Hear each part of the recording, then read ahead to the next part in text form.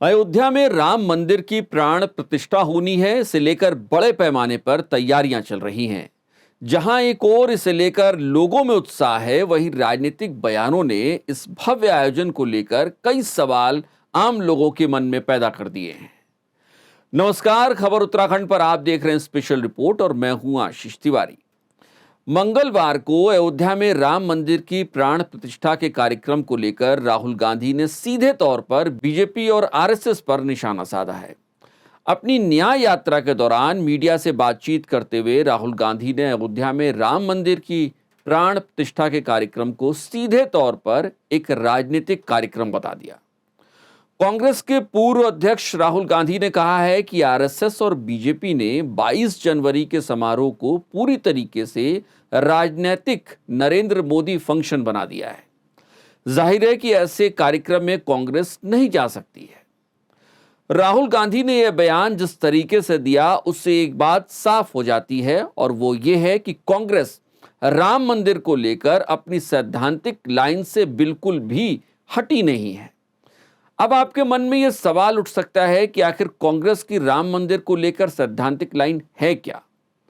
तो चलिए आज आपको वो भी समझाते हैं। दरअसल कांग्रेस ने राम मंदिर और बाबरी मस्जिद विवाद को हमेशा से एक भूमि विवाद की तरीके से देखा और यही वजह रही कि वो इस मामले में कोर्ट के फैसले को लेकर ही अंतिम निर्णय मानकर चलती रही। कांग्रेस नेता और सांसद राहुल गांधी ने आज की अपनी प्रेस कॉन्फ्रेंस में एक बात और कही। राहुल गांधी से जब हिंदू विरोधी होने के बारे में पूछा गया तो राहुल गांधी ने एक सधा हुआ जवाब दिया। हमें लगता है कि उसे आपको भी सुनना चाहिए। राहुल गांधी ने कहा कि जो व्यक्ति वास्तव में धर्म में विश्वास करता है वो उससे व्यक्तिगत संबंध रखता है, न कि अपने धर्म को पब्लिक रिलेशन के साथ जोड़ता है।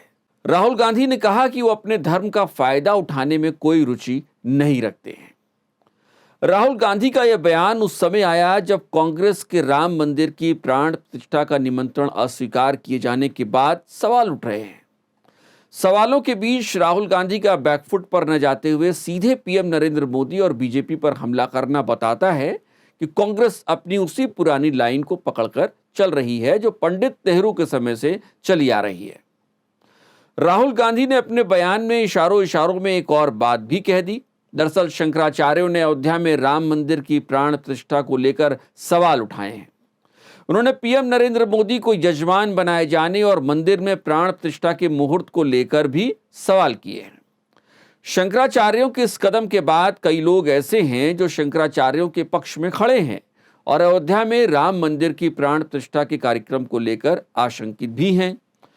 इस बात को राहुल गांधी ने भी समझ लिया और यही वजह रही कि उन्होंने इस मसले को अपनी प्रेस कॉन्फ्रेंस में भी उठा दिया। वैसे भले ही अयोध्या में भीड़ पहुंच रही है, रामलला के आगमन की और उनके मंदिर में उनकी स्थापना का उल्लास और उमंग सभी को आह्लादित कर रहा है, लेकिन क्या यह बेहतर नहीं होता कि इस प्राण प्रतिष्ठा के मौके पर आदि शंकराचार्य द्वारा स्थापित सभी चारों पीठों पर विराजमान मौजूदा शंकराचार्यों की मौजूदगी में ये प्राण प्रतिष्ठा हो रही होती? इस सवाल को आप भी अपने मन में सोचिए कि क्या बेहतर होता कि राम मंदिर की प्राण प्रतिष्ठा का पूरा कार्यक्रम सिर्फ और सिर्फ धर्म के प्रचार प्रसार में लगी संस्थाओं के हाथ में ही होता, किसी राजनीतिक व्यक्ति, दल, संस्था को महत्व दिए बिना सिर्फ राम और राम के अनुयायियों को ही इस पूरे कार्यक्रम को आयोजित करने और उसे संचालित करने का जिम्मा दे दिया गया होता। आप एक बार सोचिए कि अगर चारों पीठों के शंकराचार्य एक ही समय पर एक ही स्थान पर होते तो क्या होता, कैसा नजारा होता। खैर, राम मंदिर को लेकर कांग्रेस से जुड़े कुछ और प्रसंगों का भी यहां जिक्र करना अच्छा रहेगा। क्या आपको पता है कि बाबरी मस्जिद का ताला सबसे पहली बार किसने खुलवाया?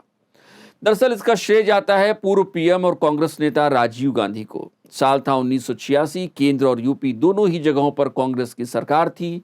रामलला विराजमान की पूजा के लिए बाबरी मस्जिद का ताला खोलने के लिए एक याचिका फैजाबाद जिला जज के.एम. पांडे की अदालत में डाली गई थी। इस याचिका पर सुनवाई करते हुए जब के.एम. पांडे ने आदेश दिया कि बाबरी मस्जिद का ताला खोल दिया जाए, कोर्ट के इस आदेश की जानकारी पीएम राजीव गांधी तक भी पहुंची। राजीव गांधी ने यूपी के तत्कालीन सीएम वीर बहादुर को बाबरी मस्जिद का ताला खुलवाने की व्यवस्था करने को कहा गया।